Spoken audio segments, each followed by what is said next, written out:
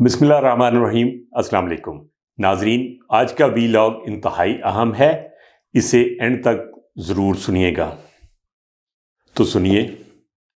बैनुल अक़वामी ताल्लुकात में सफ़ीर एक इंतहाई बावकार किरदार है। आज दुनिया के तकरीबन 100 अहम ममालिक में पाकिस्तान के सफारती नुमाइंदे मौजूद हैं। अपने सफ़ीरों की मदद से पाकिस्तान इन 100 मुल्कों से क्या फ़वाइद हासिल कर सकता है और हमारे एम्बेसडर्स अपने अवाम के लिए क्या क्या कर सकते हैं, उनके लिए बैरून मुल्क जॉब्स और बिजनेस अपॉर्चुनिटीज़ कितनी पैदा कर सकते हैं। आज हम इन पॉइंट्स को हाईलाइट करेंगे। पहले हम देख लेते हैं कि एक सफ़ीर की जिम्मेदारियां क्या होती हैं और सफ़ीर बनने के लिए अमूमन किन सलाहियतों का होना लाजिम है। सफ़ीर एक आला दर्जे का सरकारी नुमाइंदा होता है जिसे एक मुल्क की हुकूमत किसी गैर मुल्क में अपने मफादात को यकीनी बनाने के लिए मुकर्रर करती है।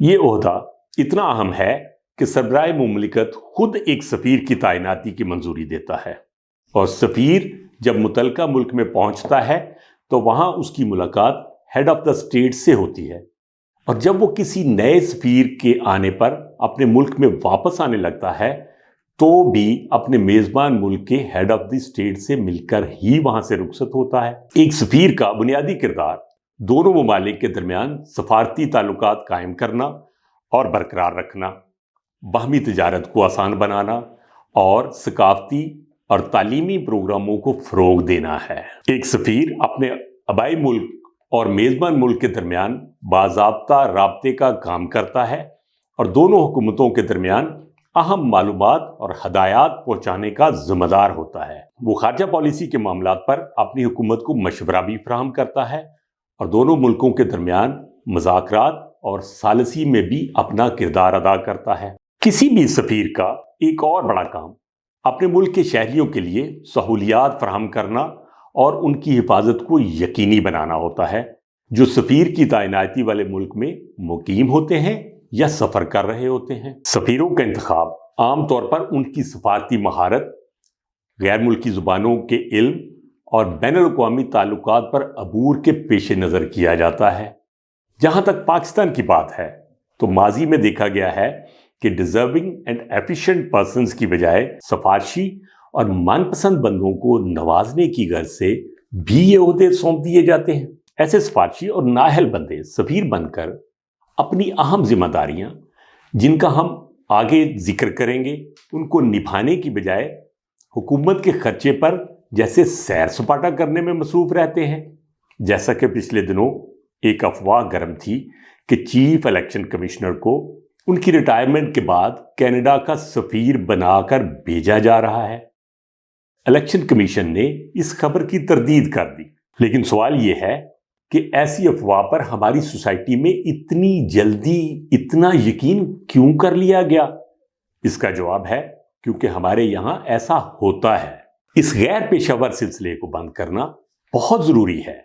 ये किसी तरह भी कौमी मफादात को यकीनी नहीं बना पाता और पाकिस्तान के कीमती वसाइल जो कि नॉन प्रोफेशनल एम्बेसडर्स की तरबियत पर इस्तेमाल होते हैं, उनका एंड रिजल्ट इत्मीनान बख्श नहीं होता। याद रहे कि सफ़ीरों की मुख्तलिफ इक़साम होती हैं जिनमें हर एक की अपनी जिम्मेदारियां होती हैं। डिप्लोमेटिक एम्बेसडर्स ये अहम तरीन लोग होते हैं जिनके फ़राइज़ के बारे में हम बात कर चुके।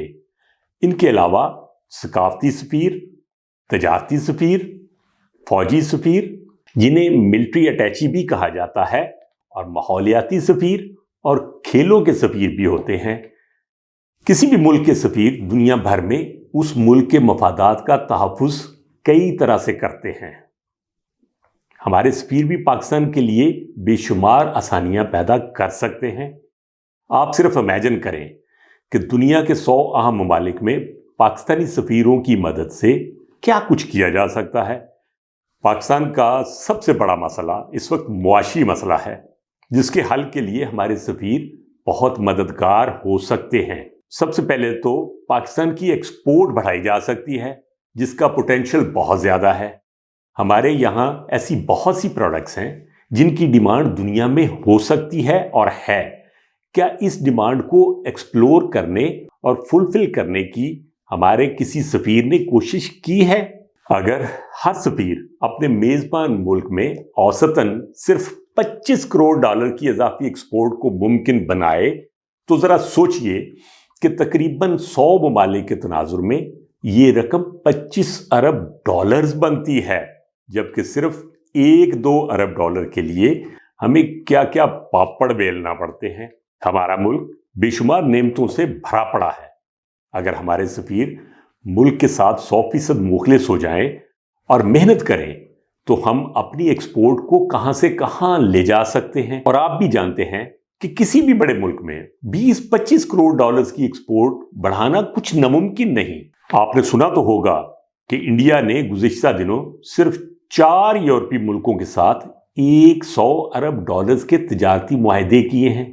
ہم بھی یہ کر تو سکتے ہیں نا۔ اس کے علاوہ ہماری آئی ٹی انڈسٹری کو دنیا بھر میں پہنچانے اور پھیلانے میں کیا ہمارے سفیر اہم رول نہیں پلے کر سکتے؟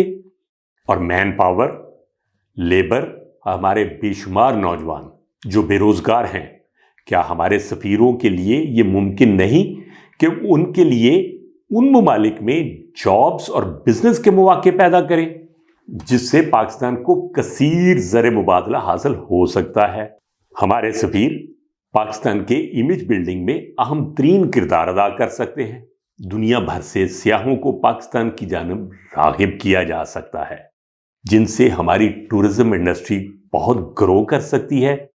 اس کے علاوہ ایسے بہت سے کام ہیں جو ہمارے سفیر پاکستان کے لیے کر سکتے ہیں، جن کی تفصیل کے لیے بہت وقت درکار ہے۔ میں اپنی بات یہ کہہ کر ختم کرنا چاہوں گا کہ اس وقت پاکستان کا وزیر خارجہ ایک ایسا شخص ہے جو پہلے وزیر خزانہ بھی رہ چکا ہے۔ اس لیے اسحاق ڈار کو چاہیے کہ وہ اپنے سفیروں کا انتخاب مذکورہ پوائنٹس کو مد نظر رکھ کر ہی کریں اور اپنے تمام سفیروں کو پاکستان کی بہتری اور ترقی کے لیے اپنا اپنا رول ایکٹیولی پلے کرنے کا ٹاسک دیں۔ یاد رہے کہ دنیا بھر میں موجود پاکستانی سفارت خانوں پر حکومت کا بہت خرچہ آتا ہے۔ ان اخراجات کا حقیقی فائدہ تبھی ہو سکتا ہے جب ہمارے ایمبیسڈرز وہ سبھی کام دن رات کریں جن سے پاکستان کے امیج اور اکانومی میں واضح بہتری نظر آئے۔ پاکستان زندہ آباد۔